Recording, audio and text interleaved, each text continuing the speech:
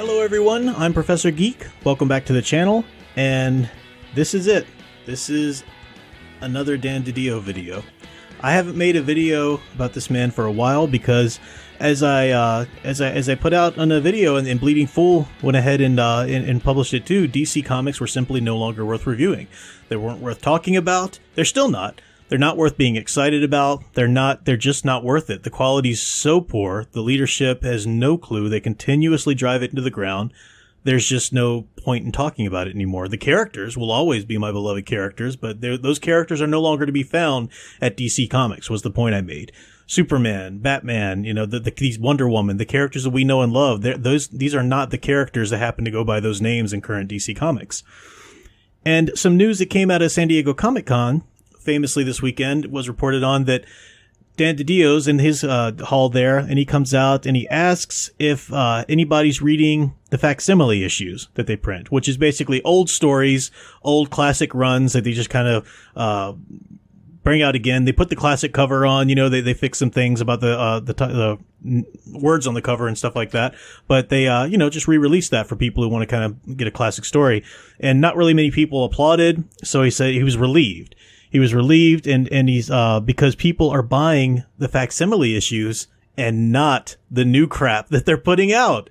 The writing's on the wall. The numbers actually show that. The actual head of DC Comics says that.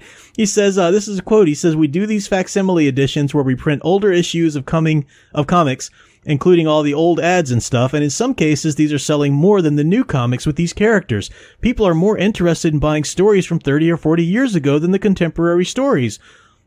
Does that tell you anything, Dan Didio? Now, he admits it, and then he says that's a failure on us because we should, and then he says such and such about what they should be doing. But this is the point I want to make with this video, because a lot of other people have been making videos about this.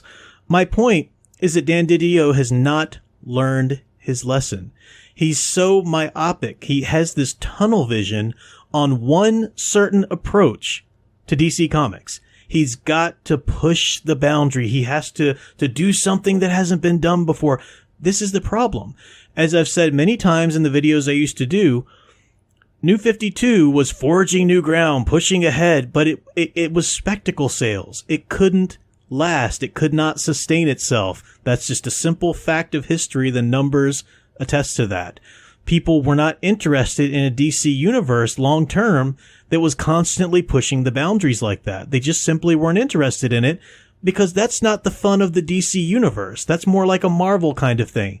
DC is supposed to have that iconic status and to retain that iconic status, the characters themselves, certain elements of their universe. You can't just go changing things up every freaking 10 issues and thinking that that's going to keep people engaged and happy with the universe. That's not who DC is, and Dan Didio's never really understood that. He's always tried to shake that up and tried to bring these gratuitous changes at every turn.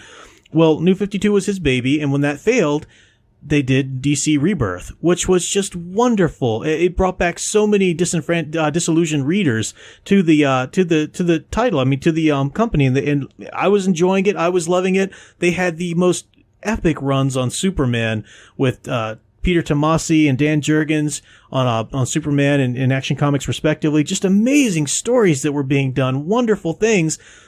Dan Didio, for some reason, was able to get power again and was able to call the shot again and decided that he needed to throw a wrench in all of that. For some reason, he decided that wasn't good. It wasn't good that people were back at DC Comics and finally buying the books again and reading them. He thinks that, nope, if we're going to get more readers in, we've got to change it all up. So then he completely just throws a bomb into Superman's continuity with bringing Bendis in, ruining Super Sons, which was a glorious title. Ruins that forever with Bendis coming in and aging up Jonathan and pretty much breaking up the marriage, even they don't say they're going to. All of this nonsense. Tom King really starts to go overboard with his Batman title stuff, which wasn't as bad before all of this, but it really starts to hit the fan there. Just nonsense. And G. Willow Wilson coming in on Wonder Woman. You can just look at title after title where all of these horrible decisions were made, all because it's his guiding motto is we gotta keep changing it up, gotta keep pushing those boundaries, gotta. Well, that loses readers, Dan Didio.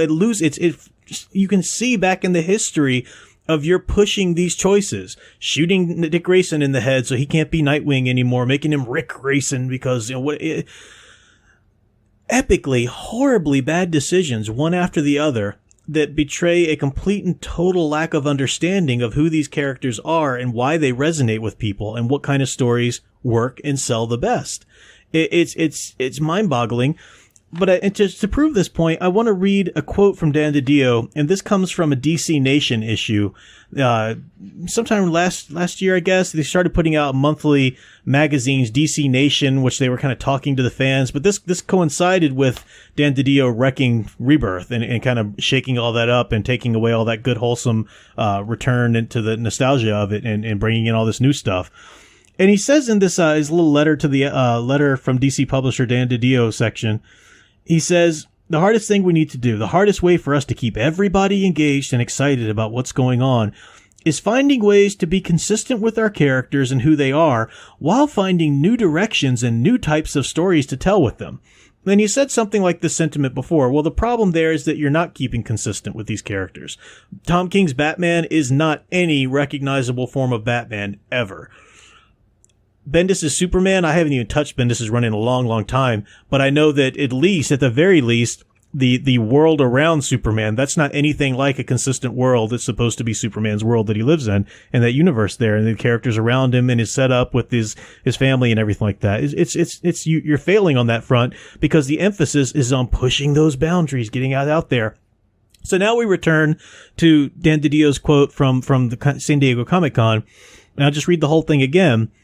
We do these facsimile editions where we reprint older issues of comics, including all the old ads and stuff, and in some cases, these are selling more than the new comics with these characters. People are more interested in buying the stories from 30 or 40 years ago than the contemporary stories. That's just insane. What? How did you let it get to this point? It's not like you're some new publisher on the scene and like, oh, you're just learning the ropes now. You've been at this for ages. How are you letting it get to this point? And then this is what he says he should do to fix it. All right. We should be focused on moving things forward, always pushing the boundaries and finding new stories to tell. That's how we'll survive and grow in this industry. Do you hear yourself, Dan Didio? Let me go back and read his quote from last year, talking about, what they're doing with, how they're changing up Rebirth. The hardest thing we need to do, the hardest way for us to keep everybody engaged and excited, finding ways of being consistent with our characters while finding new directions and new types of stories to tell. Later on in a different letter, he talked about being innovative, like in the New 52. We need to be true to the characters are and everything, but we need to be innovative, like with the New 52. The New 52 failed, for crying out loud. The comic industry is failing around you. The numbers show you that readers of DC characters would rather pay for stories written 30 or 40 years ago, as you say here, than the new stuff you're producing. And yet still, your lesson, your takeaway, your motto, your direction you're going to bull down and head this company into and head the DC writing and stories and characters into is that we should be focused on moving things forward, always pushing the boundaries, finding new stories. Stop it. Listen to how crazy you sound. This is insanity, doing the same thing over and over again, expecting a different outcome. It doesn't work. Realize that you are not Marvel.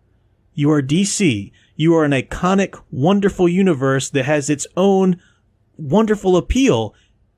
Use that. Go back to the idea of Rebirth, where these characters are glorying in who they are, and readers will return and greet the characters that they know and love.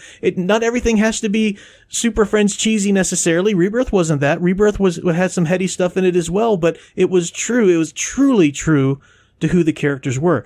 Get rid of this nonsense. Bendis has to go. Tom King has to go. And honestly, Dan Didio has to go.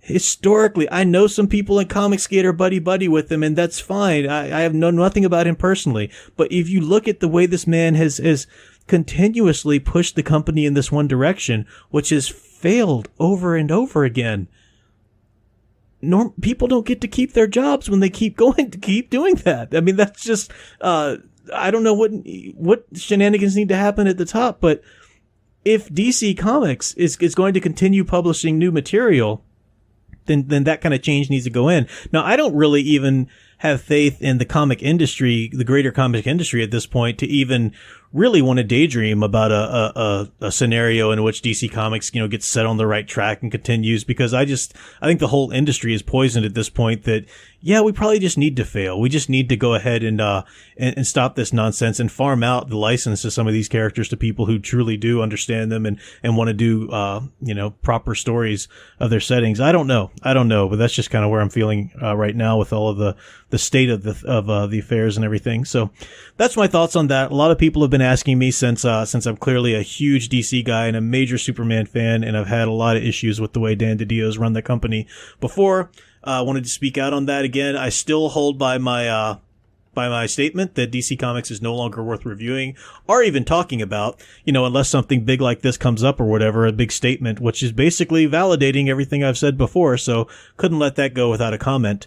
But that's all for now. I'll be back with maybe some comments on some more things coming out of San Diego Comic Con. I don't know, but a lot of live streams coming up. We have the It book club study that's still on Sunday nights, office hours on Tuesdays, as well as Son of Comicsgate Live on Thursdays, and more reviews, more cultural analyses, all that good stuff to come. Do check out my own graphic novel. It's in demand on Indiegogo right now for a short time left, so grab that while you can. Tales from the Stacks, a horror anthology, a collection of 3 uncanny tales a la Twilight Zone or Tales from the Dark Side, something like that. So grab that now before the next campaign launches with my Sword and Sorcery book in September. And until next time, keep enjoying and digging deeper into the hero stories you love. Thanks for watching.